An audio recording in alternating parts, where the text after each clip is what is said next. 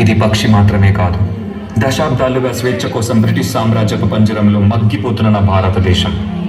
అవును, రవి అస్తమించిన బ్రిటిష్ సామ్రాజ్యంలో నూతన సూర్యోదయం కోసం ఎదురు చూస్తున్న నా భారతదేశం.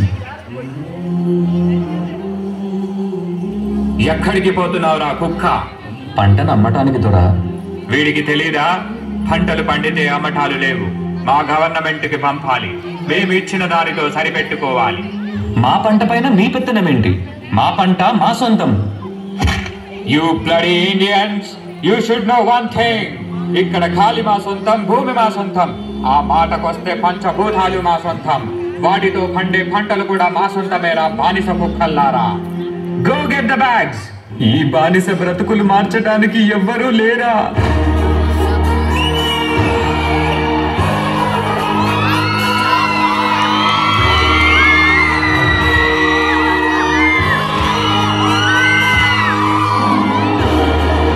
పంటలు కావాలా తెల్ల కుక్కల్లారా?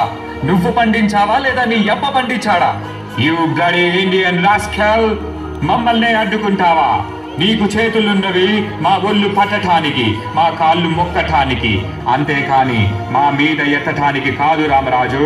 ఎత్తుతారురా, ఎత్తుతారు. నవమాసాలు మోసి పేగు తెంచుకొని కన్నా పసిబిడ్డ మీద మీలాంటి వాళ్ళు చెయ్యి వేసినప్పుడు, పస్తులుండి కన్న బిడ్డలా చూసుకున్న పంటని మీలాంటి వాళ్ళు ఆక్రమించినప్పుడు నా చెయ్యే కాదురా, పండి ముసలాడు చేతులైనా పడుగులెత్తుతాయి, పసి పిల్లాడు చేతులైనా పంజా విసురుతాయి. Your dreams are high on your people. They are all our British slaves. నువ్వు నాలుగు గాలి మాటలు చెప్పగానే తిరగబడతారా? బ్రిటిష్ గవర్నమెంట్ ని కూల్చివేస్తారా? Shoot him. ఒక్క సీతారామరాజు చచ్చిపోతే లక్షలాది సీతారామరాజులు ఉద్భవిస్తారు. సీతారామరాజు అంటే ఒక వ్యక్తి కాదు, సమూహ శక్తి, సంగ్రామ భేరి, స్వాతంత్ర నినాదం. అక్కడ కాదురా, ఇక్కడ కాల్చు. వందే మాతరం, వందే మాతరం, వందే మాతరం. మన స్వేచ్ఛ కోసం ఈ పోరాటంలో ఎంతో మంది ప్రాణాలు కోల్పోయారు. కానీ ఈ పోరాటం ఆగలేదు, మరొక్క ప్రాణంతో ఆరంభమైంది. మా ఇంటి పన్ను ఎప్పుడో కట్టేశాను దొరా, మమ్మల్ని వదిలిపెట్టండి దొరా. నీ ఇంటి పన్ను కట్టావు కానీ నా ఒంటి పనులు మర్చిపోయావా? ఏం మాట్లాడుతున్నారు దొరా? నీ పన్ను నువ్వు కట్టావు కానీ నా ఒంటి పన్ను నీ కూతురు కడుతుంది. Go get the girl.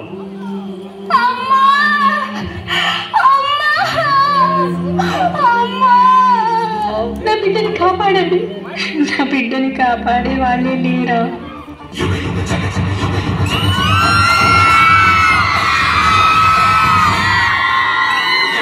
You scoundrel, ఆడదానికి మమ్మల్ని చంపే ధైర్యమా? మా కాళ్ళ కింద బ్రతికే బానిస కుక్కలు మీరు. You bloody dogs.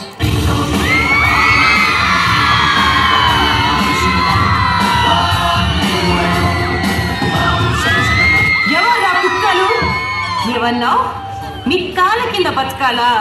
సరిగ్గా చూడరా, ఎవరి కాళ్ళ కింద ఎవరున్నారు?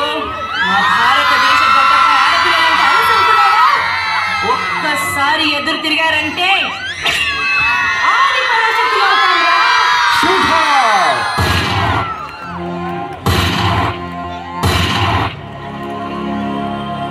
మన బానిస సంఖ్యలు తెంచడానికి, మన తలరాతలు మార్చడానికి మన భూమి ఒడిలో నుంచి పుట్టుకొచ్చిన మరో వీరుడు. ఈసారి మనం ఇచ్చే సమాధానం వీళ్ళకి చాలా గట్టిగా వినిపించాలి. ఇన్క్లాబ్ జిందాబాద్, ఇన్క్లాబ్ జిందాబాద్.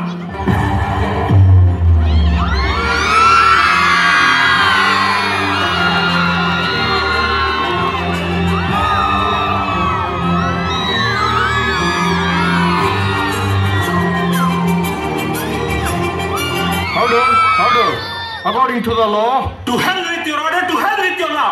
Inqilab Zindabad! Inqilab Zindabad! Inqilab, Inqilab, Inqilab. What the hell is this Inqilab? మీ అన్యాయాన్ని ఎదిరించడానికి, మీ అరాచకాన్ని అణిచివేయడానికి, మీ రాక్షస పాలనని అంతం చేయడానికి పుట్టిందేరా ఈ ఇన్కిలాబ్. మా రక్తాన్ని చిందించి, మా సామ్రాజ్యాన్ని సాధించి, మా హక్కుల పోరాటాన్ని జయించడానికి చేస్తున్న యుద్ధమేరా ఈ ఇన్కిలాబ్.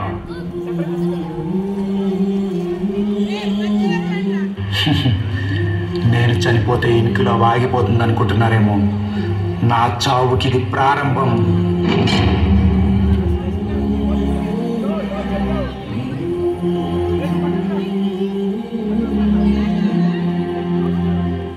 భారతదేశ సామ్రాజ్యాన్ని కాపాడడానికి ఎంతో మంది యువకులకు స్ఫూర్తినిచ్చి ఒక గొప్ప సైన్యాన్ని నిర్మించిన మరో యోధుడు. ఎంత ధైర్యం రా మీకు! మా బ్రిటిష్ గవర్నమెంట్కే ఎదురు తిరుగుతారా? ఎవరిని చూసుకోనిరా ఈ ధైర్యం? చెప్పకపోతే ఇక్కడే చంపేస్తాం.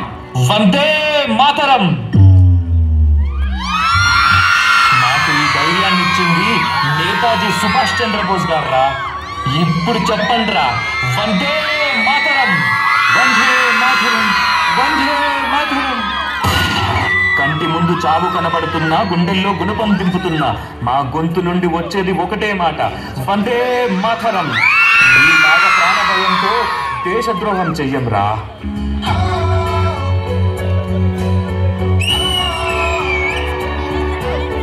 तुम मुझे खून दो, मैं तुम्हें आजादी दूंगा.